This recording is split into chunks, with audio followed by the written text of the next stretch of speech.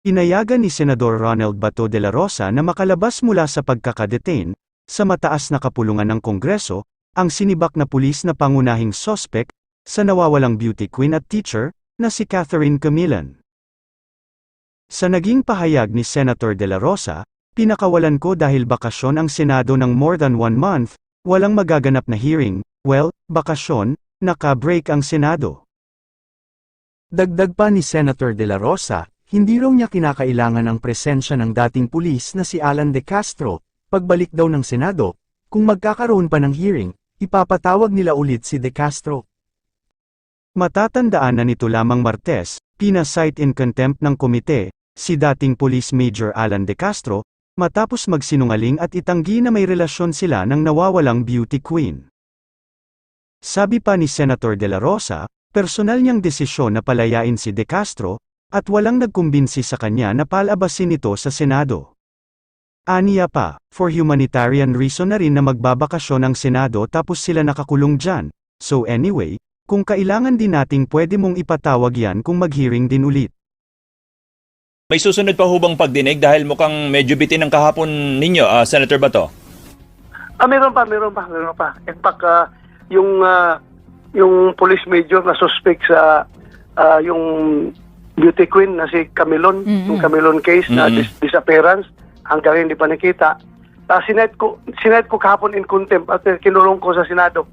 So we expect na meron pang succeeding hearing dahil nga nakakulong siya ngayon doon sa Senado. Oh, bakit nga po ninyo ipinakontempt? Hindi ho kayo kontento sa mga naging sagot ho niya? Hindi kontento at very blatant yung kanyang paglalay before the committee.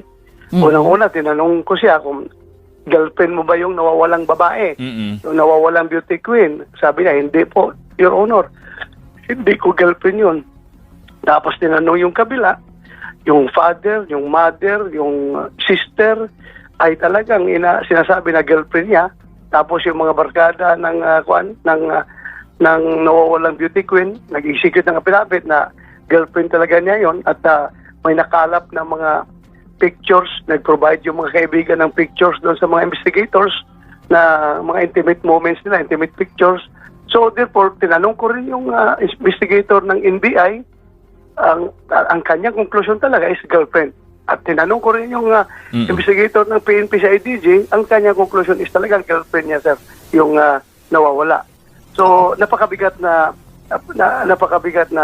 lahat ng yung issue ay yung punto na nagko-confirm na girlfriend niya yung nawawalang beauty queen ay napakaraming testimonial evidence at saka yung meron pang physical evidence, yung mga pictures, lahat na. At saka yung conclusion mismo ng investigador, mga seasoned investigator yan, hindi yan,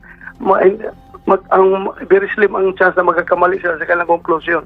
Tapos wala naman siyang controverting evidence na present. Kasi sabi ko, you show cause why I cannot cite you in contempt. Ang sabi lang niya is, hindi ko talaga girlfriend yun, sir. Yun lang, kanyang personal statement lang niya, testimony lang niya. At wala siyang may presenta na ibang corroborating statements or corroborating evidence. So, sabi ko, I am not satisfied. This chair is not satisfied with your answers. Therefore, you're lying. You are lying before this committee. So, I would rule for the citing in contempt against the said person. Moved by Senator Robinhood Padilla. Opo. Senator Bato, ano ho bang significance kung ma-establish man po ninyo sa pagdinig ng Senado kung may relasyon talagang yung dalawa or wala? Ang maganda doon, makita natin na nagpakatotoo siya sa kanyang sinasabi. Kasi the useless yung gaganapin natin ng inquiry in aid of legislation kung puro pagsisinungaling yung ating inimbestigahan. So marami tayong ma-unearth kung from the ma-establish na natin na girlfriend niya yun, then malaking bagay na yun to start with, to begin with, sa investigation. Pero first question pa lang, nagsisinungaling na siya. So, useless yung magiging takbo ng investigation kung gano'n ang ating resource person. Very evasive, very lying siya. At nasa kustodiyan na po ninyo, di ba? Sa Senado po si De Castro. Ano yung dapat mangyari para ma-lift yung contempt order sa kanya, Senator? Well, next hearing, if the committee will be satisfied with his answers, magiging cooperative na siya at hindi na siya magsisinungaling. Amin lang naman yung pagsinungaling because hindi naman tayo pulisya tapos magsisinungaling siya sa committee. That's very unbecoming of him. At saka, huwag niya kami lukuhin. Ako, retired police ako. Hindi niya ako pwede lukuhin. Alam na alam ko. Alam na alam ko yung mga pangyayari na yan. Kaya, kung magsabi na siya ng totoo, din we might lift his contempt order. Opo. Senator, may mga nagtatanong, lagi ho kapag every issue ho na pumuputok sa balita, iniimbestigahan po ng Senado at ang lagi natin sinasabi, in aid of legislation. Ito pong kaso ni Catherine Camilon ay may ongoing court case na po. So sa side po ng Senate, ano yung aid of legislation na nakikita natin out of our congressional hearings ngayon? Number one, yung internal disciplinary mechanism ng PNP. Sinisisi nila ngayon ang PNP. Bakit daw dinismiss kaagad si Camilo, si De Jesus? Pag-dismiss ng, yun nga, ang police is nag-iingat na rin, no? Kaagad, pinatakbo na yung administrative case ng suspect ni De Jesus. De Castro. So, De Castro. So, dismiss siya.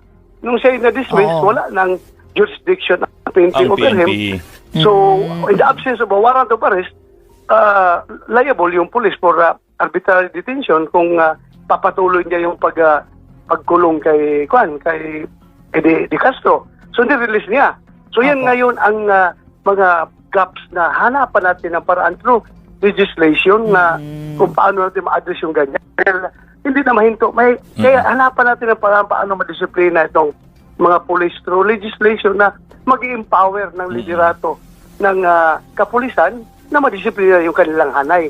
At yan nga, right away, yung ginagawa ko ngayon na batas, yung PNP reorganization bill. Opo. Na pumasa na sa both houses at i-enroll na sa Malacanang for signature ng presidente.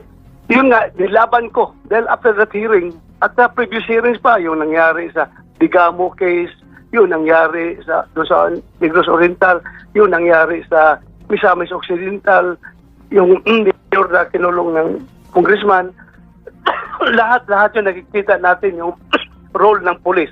Kung paano natin malilimit sana yung involvement ng police sa paggamit ng mga politiko na magamit yung police sa kanilang mga personal intentions, yung mga politiko na yan.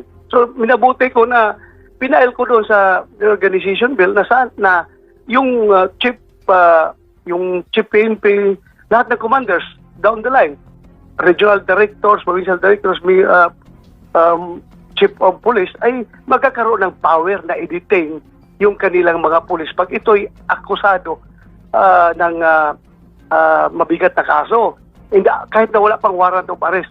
Kagaya ba sa PNP, as a Armed Forces of the Philippines, kung saan yung kanilang mga kasundaluhan, kapag ito'y reported na may ginawang abuso, ginawang kasalanan, kahit na walang warrant of arrest, pwede lang ikulong yung kanilang sundalo. Kasi sa kaso ng polis, reklamo palagi ng mga complainant, sir, nag-file na kami ng kaso, wala pang warrant of arrest, libreng nakakalaya itong polis at hinaharas kami na i-withdraw yung kaso. O yung mga witnesses namin, sir, ay binabayaran ng polis para umatras.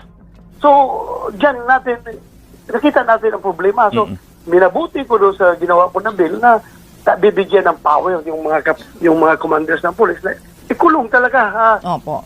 yung mga police. Pero yun nga, pagdating doon sa Bicameral Conference Committee, ayun na, naglalabasan na yung opposition ng mga kasamahan natin sa House of Representatives at saka sa Senate mismo na magiging unconstitutional daw yung ganyan na bill. Kapag kasi ang police ay civilian in character. Civilian in character na hindi na ito military. Pwede lang yan sa military gawin pero sa police hindi na kasi civilian ang police. So yun nga, malungkot tayo at natanggal yung particular provision na yon. But again, itong ating mga ginagawang pag-hearing, nahanapan natin ng paraan Alright. talaga na makaproduce tayo ng legislation na makapagpabuti sa disciplinary mechanism ng ating kapulisan. Kung gusto mo ang mga ganitong kwento, ay huwag kalimutang mag-subscribe, at i-hit mo na din ang notification bell, para lagi kang updated sa aking mga bagong videos.